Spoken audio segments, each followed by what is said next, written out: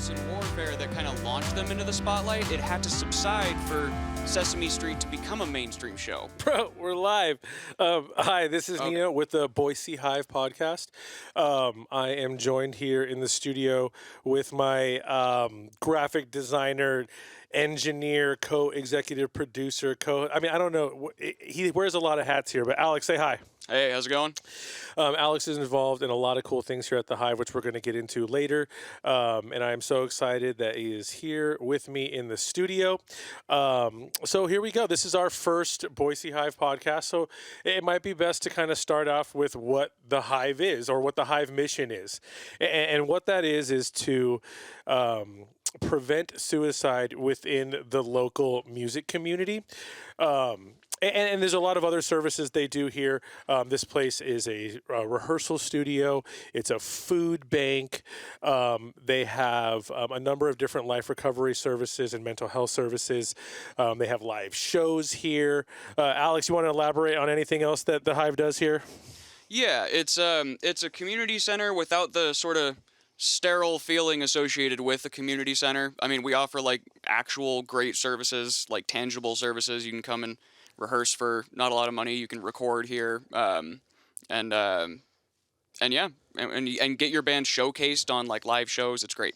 Yeah, I absolutely agree. My band recently had a show here on a Saturday where we got a live video, and it really helped kind of get us to the next level. And we'll talk about that a little bit more too. But so that's kind of like what the Hive is about. So what's the mission of the podcast? It's going to be to amplify all of the good things that the Hive does, which we're really excited about. Starting with, what we should also start with is schedule. There's a lot of things that happen here throughout the week that we're definitely going to highlight on the show. So on Tuesdays, we have Life Recovery. Wednesdays, we have Sober Curious. We also have open mic on the last Wednesday of every month. Mm-hmm. Thursdays, we have Hip Hop 6 to 10. Fridays, we have Vets Jam It Out 6 to 9. Mm-hmm. You don't have to be a vet to go. It's good. It's open to anybody. Absolutely. And then Saturday we do our Live at the Hives, which is what we're talking about, to where it's much more than just a show. I actually feel it to be more a little bit of a showcase, because you get to play here live. They videotape it with a bunch of different camera angles. They broadcast it to a number of different channels so all your friends and family can see it. And then they also make sure that the band gets a copy, and that's really cool. So you can chop it up, make promotional videos, pretty much do whatever you want with it, but I can't stress the fact that if you haven't done this yet, this is something that every band has to eventually do up here. And just as a proof of concept, I happen to know of a band that didn't have any footage of themselves, and once they did, it helped them get into Treefort. Absolutely. I mean, it happened to my band too. Yeah, exactly. Yeah, so which we'll probably get into at some point, but for now, I also want to highlight that other things go on here as well. One of the things is that there's a number of different organizations that are affiliated with this place. They do Hivetronicas here on some Sundays with the Synth Society. Those guys are great. But I mean, there's just a ton of different things that happen here throughout the month. It's always busy here. So another thing that we're going to do on this show is we're going to highlight a couple of bands, local bands preferably, or some type of tie to the local Boise music community. And the first one that we're going to highlight today is Endless Atlas. My friend Dale is a producer, engineer, musician. He has a very watchable Instagram. I believe it's Instagram.com/Endless Atlas. If you are into that kind of stuff, he's probably going to be your new favorite guy. He's got a great family. So we're going to go ahead and highlight one of his songs. It's one of my favorite. This song is called Sun in My Eyes by Endless Atlas.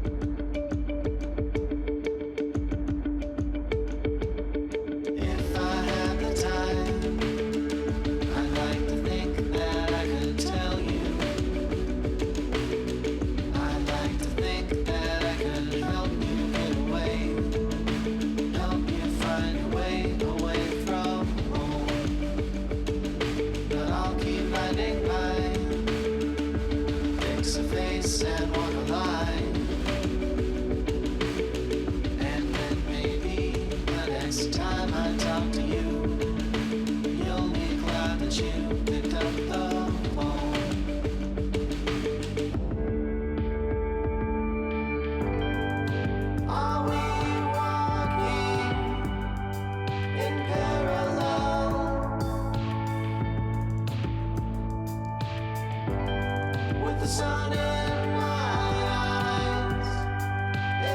to tell? Does it shine inside? Is there land and is there sky? Can you find enough points to make your plot of what is and what is not going to last? What would it be like? All right, cool. Well, once again, that is Dale with Endless Atlas. Go ahead and check him out on Instagram.com/Endless Atlas. He can also be found on Linktree /Endless Atlas. Great guy, great music. Can't say enough good things about him. Yeah, it's good stuff. All right, so next up we have something special on the show. We are going to be doing interviews with Hive employees, Hive affiliates, bands, and stuff like that. And I thought it would be cool to start by doing an interview with Alex. Just to make sure that, you know, he's part of the show too. He's going to always be a big part of the show. So we're going to ask him a couple questions, find out more about his story, his connection to the Hive, as well as mental health. So we're going to bring in Alex. Alex, say something. Oh my gosh, that's me. Yep, that's him. Hi, everybody. We got to keep him sparing because if he might take my job. So we're just going to kind of get him in and out of this show as quick as possible. No, I'm just kidding. Mm-hmm. He's really I'm good. gunning for it. So what led you to the Hive and why the Hive? I mean, it just kind of made sense. It's a combination of a lot of things that I just like. You know, the music, being involved in the music scene, and the fact that you can just kind of you just do things, and you know, it's a very you ask for forgiveness rather than permission type of thing. Like you can just start doing something. It's great. No, I which is again agree. why we have freedom here to do projects and cool stuff. Like it's just a very creative environment. Which is again like why I was saying it's like a community center, but without like the sterility and the It's not like a you can come here and not like be involved in it too, which is like as odd as it is to say, that's kind of a good thing. It's not like a co-op where you have to work here or something. It's almost like we need those people too. Like we need the people that jam here. We need the people that work here. We need the people that just hang out here. Like we just need people here. And like so how I kind of discovered the place was you know, back when I was like before I moved back to Boise, I had my eye on like applying to jobs here, so I applied to a lot of recording studios. And by the way, there's like a really staggering number of recording studios here in Boise. So I applied to a lot of those. Most of them are just run by like one or two people, so they're not really looking for extra people. But you know, I contacted the Hive because they come up when you search for that. And you know, they said it was a volunteer thing, and I was like, okay, well that is cool, but it wasn't what I was looking for at the moment. So I kind of put it on the back burner, and once I like had, I ended up moving back here and had work and all that. You know, I had this extra 8 hours of the day that I didn't know what to do with, and it was good to, you know, I needed something because I'm not good at being bored. I don't handle it well, and so it was either get involved in something or just like be drinking and watching TV a lot, and that's not good for you. No, not at all. 4 out of 5 doctors will tell you. So yeah, I just kind of started volunteering here, and it was just like doing all the regular stuff at first, like just doing front desk stuff. And you know, then I learned more about like the Saturday shows that they had, so I started kind of helping with that, doing camera work for them, and that is, by the way, that is so fun doing camera work. You guys for a do concert. a great job too. Like it's amazing. And it's like, you know, for being like a relatively low budget operation, like it's just amazing on what this place gets. It's a low budget operation ran by like just way overqualified people, like everybody. Oh my God. There's so much talent in this facility. Yeah. It's crazy. And you know, the place was there's a fella named Jason Ringelstetter that kind of helped get the place off the ground, and he's still really involved. And he also runs just like one of the like more high-end studios in the city. And so just what luck that we just have that.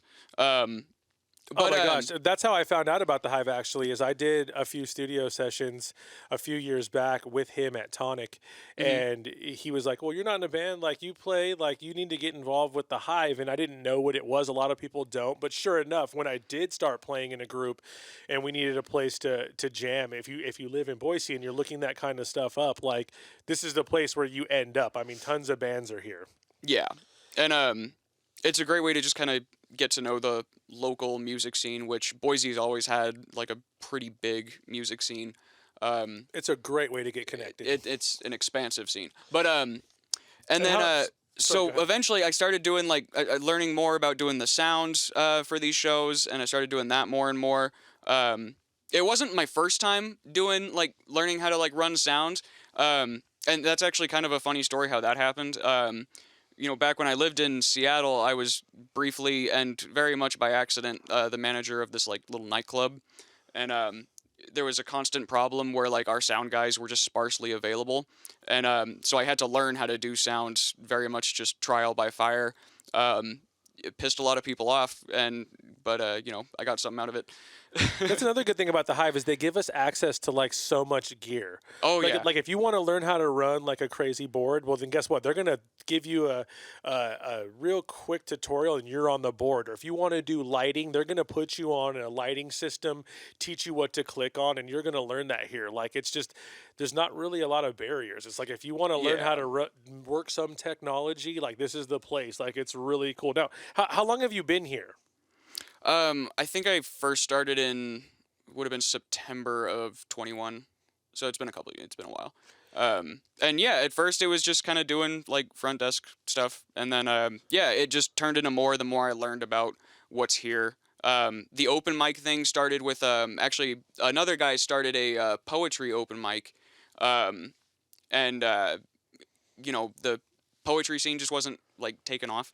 Unfortunately, we had a couple that were really good, but it was hard to just get a lot of people in, which was a shame. But then we just kind of decided like, all right, well, let's open it up to music, and because it would just make sense for us to have a music open mic, and they have all been so great.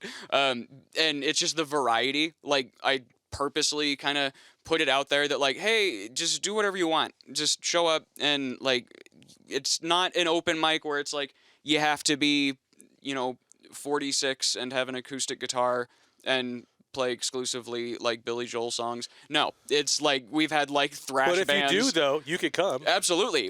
There's one guy that he does like a 12-string guitar and just does these gorgeous like covers of like these you know, classic songs, and it's like it's honestly so freaking fun to watch. I've seen him. guys here that just bring like a DJ controller or something and have like a mic, and they just have like their songs in little like leads queued up, and then like I've seen like just like the most random thing here. And that's what another thing is like it doesn't matter what instrument you have, like we'll find a way to mic it. Like we're gonna get it through the board. It's gonna. I mean that's our whole it's professional equipment, you know. Oh, totally. But yeah, no, we had like like this hardcore noise band open up one day, and followed by we had somebody that same night did like a set with a cello and like singing. And what do they get? Like how long do they get? How many songs? Like how does that all work? That's pretty typical of like any other open mic. It's like 3 to 5 songs depending on how many people show up, or if you don't have songs, like you just have an amorphous thing,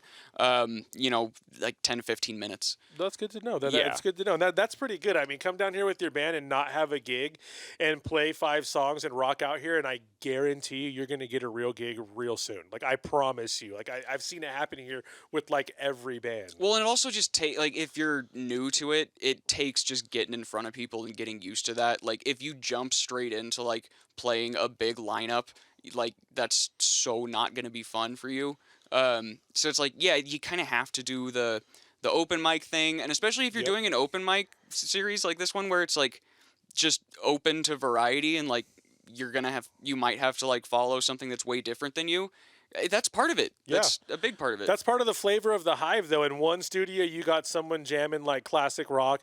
In one studio, someone's making noise. In another one, someone's playing rock and roll. Like that's just kind of like the eclectic spirit, like of the Hive. I've heard someone covering STP and someone else doing like a I think they were playing like Tennessee Whiskey, and I swear to God, they lined up in tempo for like 30 seconds. And you just like sample. You were like sampling it at the desk. Yeah, every once in a while, if you're at the front desk, you can hear every room just a little, and they'll line up just every once in a while. You're like, I didn't know these 2 songs mash up, and you're just like doing a side project. Yeah, I mean that could be how that like famous Tool Taylor Swift mashup came to be. Who knows? You never know. Like, it could have just been an accident. I'll throw a Hive question at you. What do you feel about the connection between mental health and music?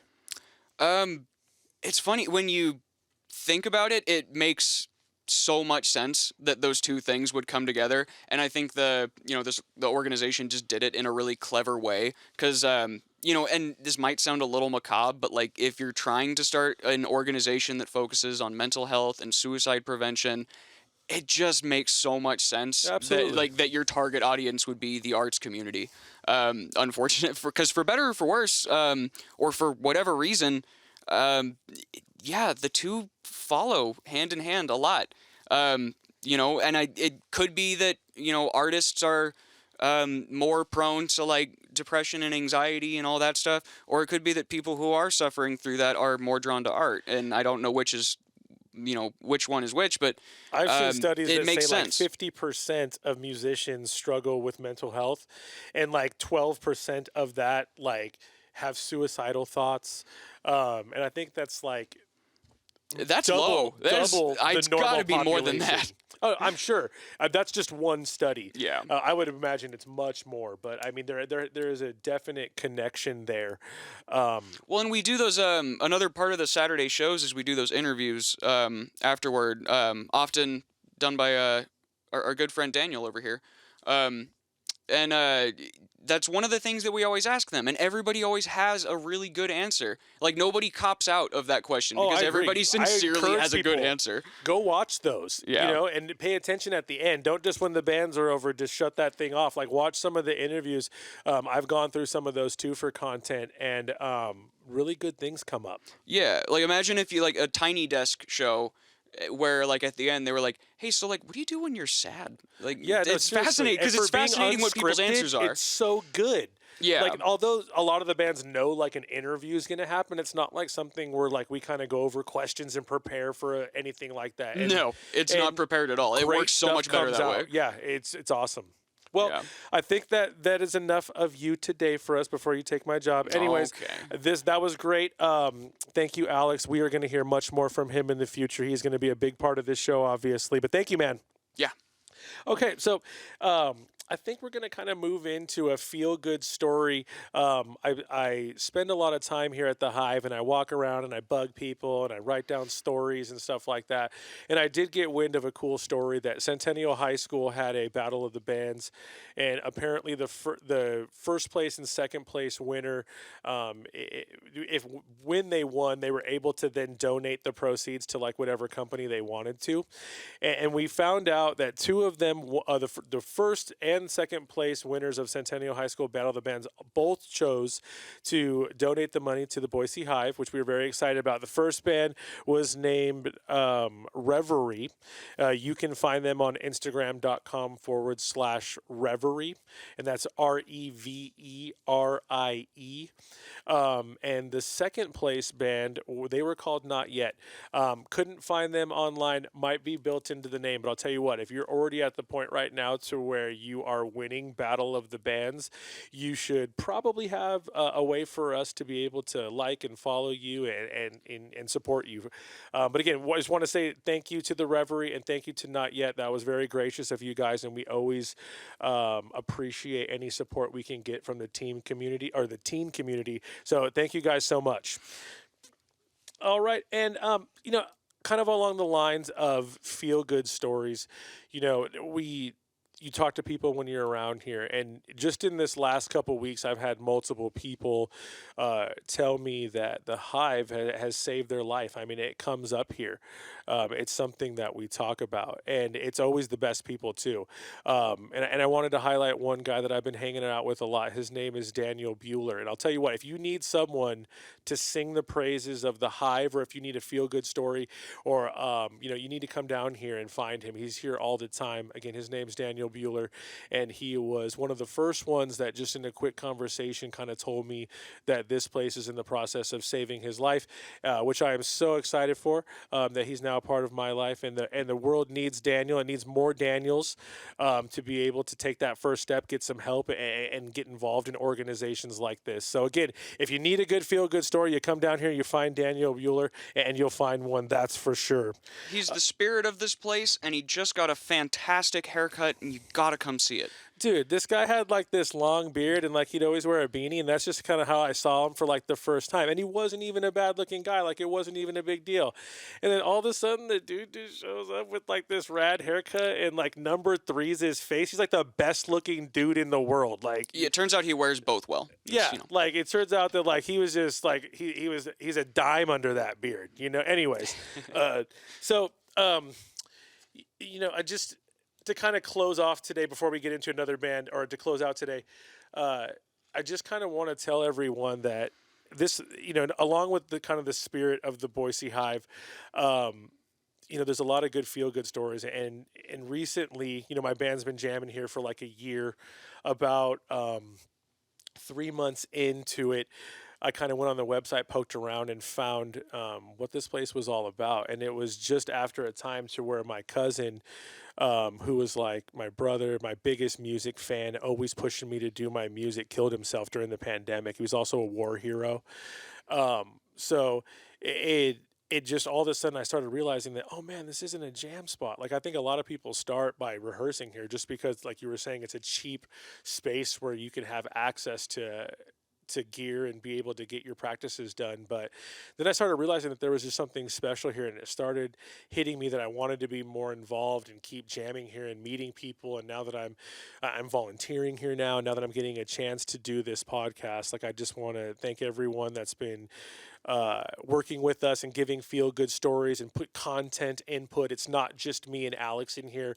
Every employee from the Hive has been kind of working up to these episodes, and they're going to get better. We're going to have more interviews. We're going to have more Hive-related content and stuff. But again, this is Nino, the host of the Boise Hive Podcast. I'm here in the studio with Alex. Alex, go ahead, say something. All right, and closing out the show, we got a little sample for you from a little group called Magic Sword. The song is In the Face of Evil. You can find Magic Sword on twitch.tv, Magic Sword Music.